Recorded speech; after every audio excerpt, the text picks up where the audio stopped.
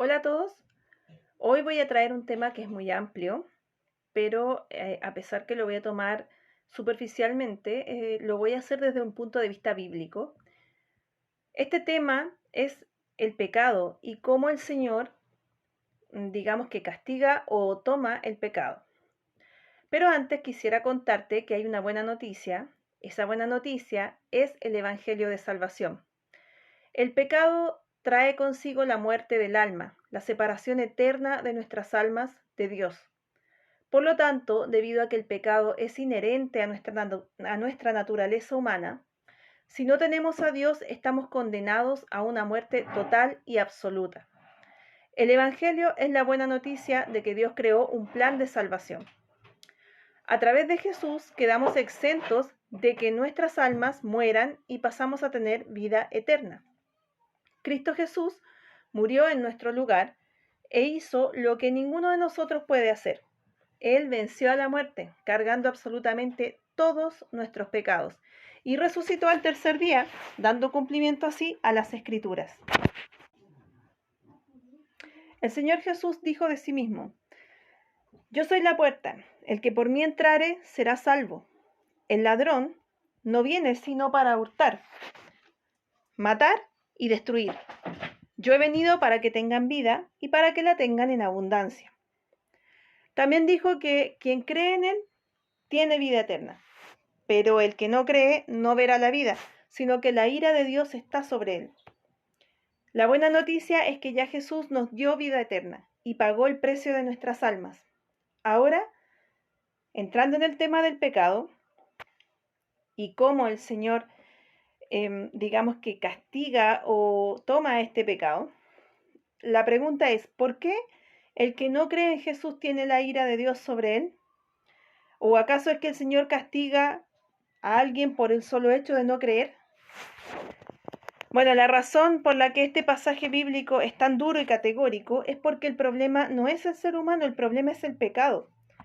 Todo pecado, cualquier pecado, independientemente de la cultura, de la época, todo pecado condena a nuestras almas a la muerte o a la separación eterna de Dios. Recuerda que Jesús no nos libró de pecar.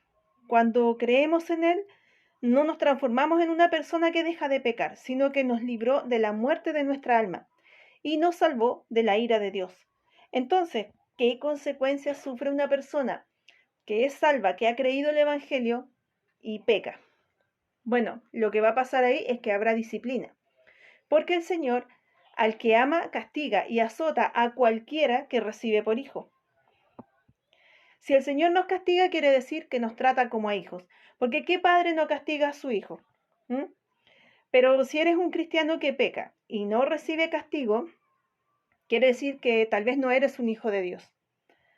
Claro, porque ningún padre va y castiga a alguien que no es su hijo, aun si lo ve haciendo algo malo.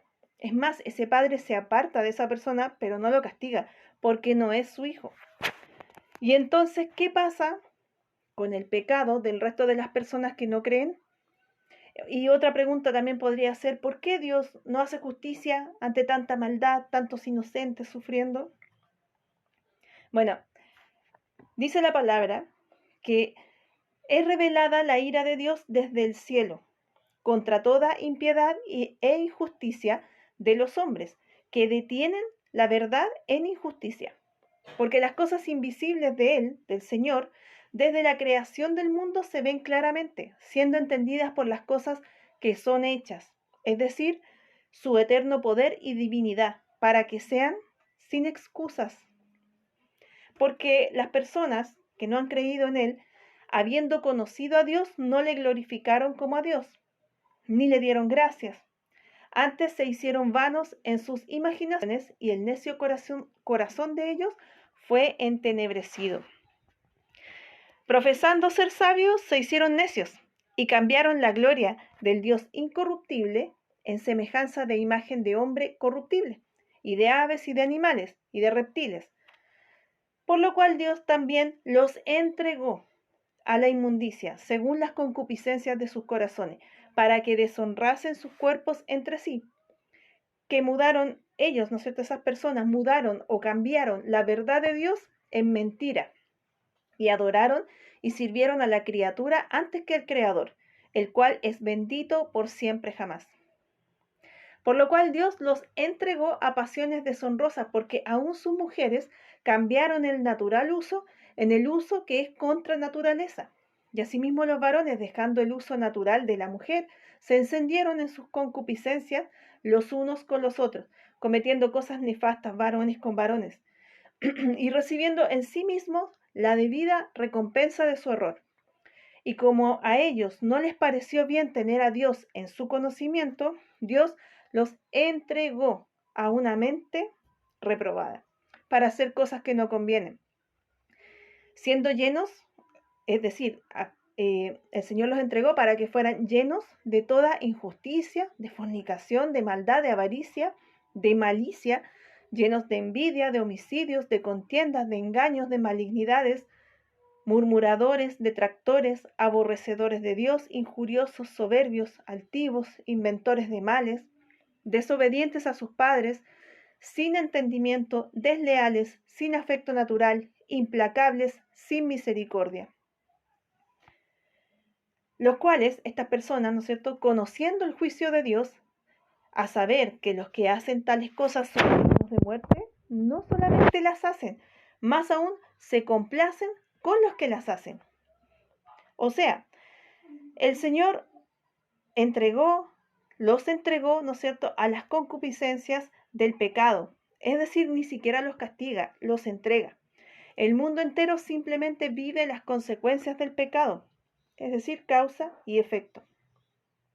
Todo aquel que conoce el juicio de Dios y no cree y se complace en el pecado, tiene la ira de Dios sobre él, la cual vendrá en su momento. Pero el Señor es misericordioso y no tarda su promesa, como algunos la tienen por tardanza.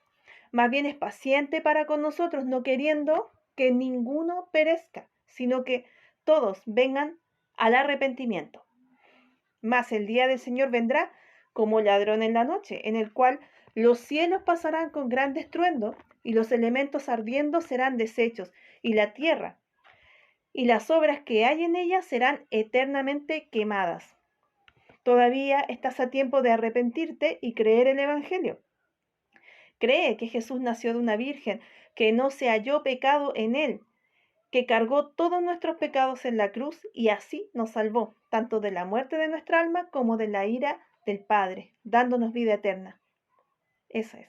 Que el Señor te bendiga. Chao.